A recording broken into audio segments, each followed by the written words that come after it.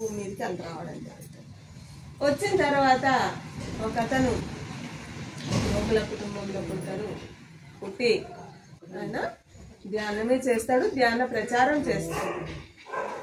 ఊరూరా ఎక్కడికి పిలిచినా అక్కడికి వెళ్ళి ఆత్మజ్ఞానాన్ని బోధిస్తాడు. ఆయన అన్ని ఆశ్రమాలు తిరుక్కుంటూ ఈ వేరే ఊర్లలో ఇటువంటి సజ్జన సాంగత్యాలు వెళ్తే సత్సంగాలకు వెళ్ళి ఆయన ఆత్మజ్ఞానం అందించుకుంటూ ఉంటాడు.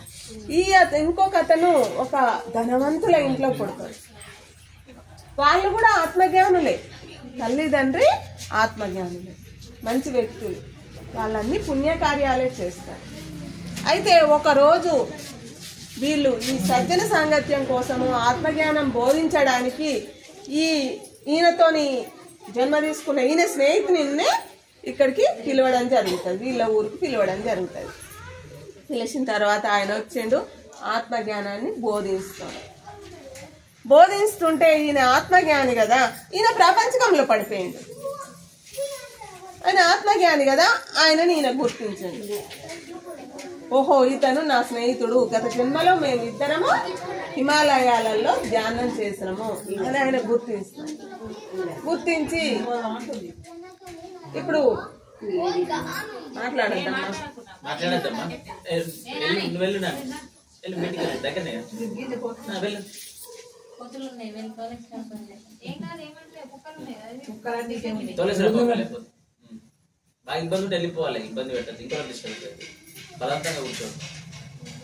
అయితే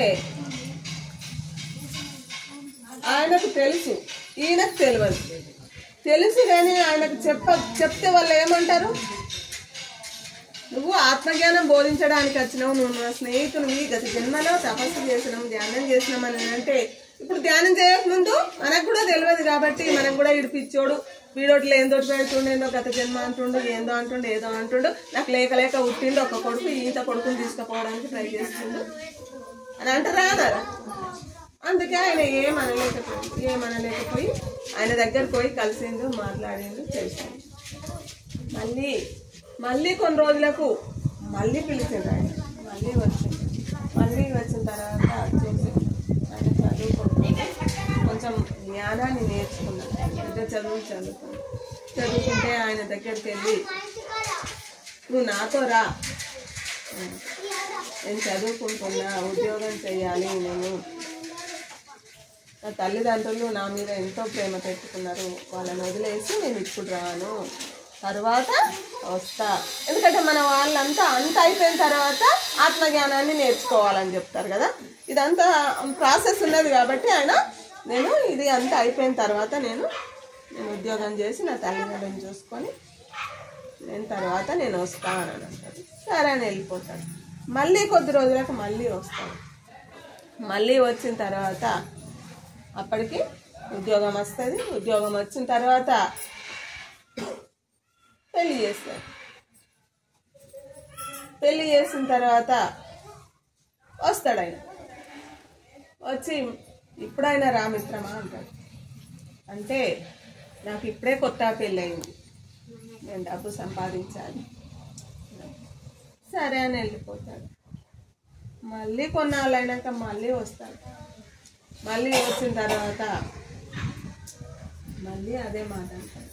అంటే ఈయన ఏమంటాడు, నాకు పిల్లలు అయినరు, పిల్లల్ని పెద్ద చేయాలి, పెళ్ళి చేయాలి వాళ్ళకు. సరే అని వెళ్ళిపోతాడు. మళ్ళీ చివరిసారిగా అడుగుదామని మళ్ళీ వస్తాడు.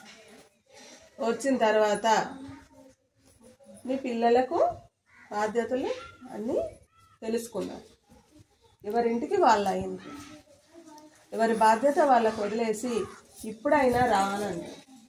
అంటే నేను సంపాదించిన ధనాన్ని నా పిల్లలు వృధాగా ఖర్చు పెడతారు, నేనుండి వాళ్ళకి బాధ్యతలు నేర్పించాలి, ఆ ఆస్తులను కాపాడాలి, నేను ఇప్పుడు రాను అని మీ కర్మ అని చెప్పి వెళ్ళిపోతాను. వెళ్ళిపోయిన తర్వాత మళ్ళీ కొద్ది రోజులకు వచ్చి చూసేసరికి ఇతను ఉండడు, చనిపోతాడు. చనిపోయి అతను డబ్బు మీద ప్రేమ, పిల్లల మీద ప్రేమ చావక ఆ ఇంట్లోనే కుక్కగా జన్మ తీసుకుంటాడు. ఈయన ఆత్మజ్ఞాని కదా, ఆయనను గుర్తిస్తాడు. వచ్చి చూస్తాడు. వచ్చి చూస్తే మీ నాన్నగారు ఎక్కడంటే మా నాన్నగారు చనిపోయింది అన్న తర్వాత అది చూసేసరికి ఆడ కుక్క చూస్తుంటుంది. ఈయనను మొస తీసుకుంటే ఈయనను చూస్తుంటే ఆహా మళ్ళీ వచ్చినావా ఇక్కడికే అని, మరి ఇప్పుడైనా రా అని అంటే, నా ధనాన్ని దోచుకోవడానికి దొంగలు వస్తారు, నేను రాను అని అంటే, ఇంకా ధనాన్ని వేరే చోట భూమిలో ఇంత పాతి పెడతారు సంపాదించిన ధనాన్ని. ఆ ధనాన్ని చూసుకుంటూ ఇల్లు కాపలా కాసుకుంటూ కుక్క రూపకంలో ఉంటాడు. కుక్క ఎన్నాళ్ళు బతుకుతుంది, ఎక్కువ రోజులు బతకదు కదా. కుక్క కూడా చనిపోవడం జరుగుతుంది. చనిపోయి పాముగా జన్మ తీసుకొని ఆ పాతి పెట్టిన ధనం చుట్టూ తిరుగుతుంటాడు. మళ్ళీ వస్తాడు.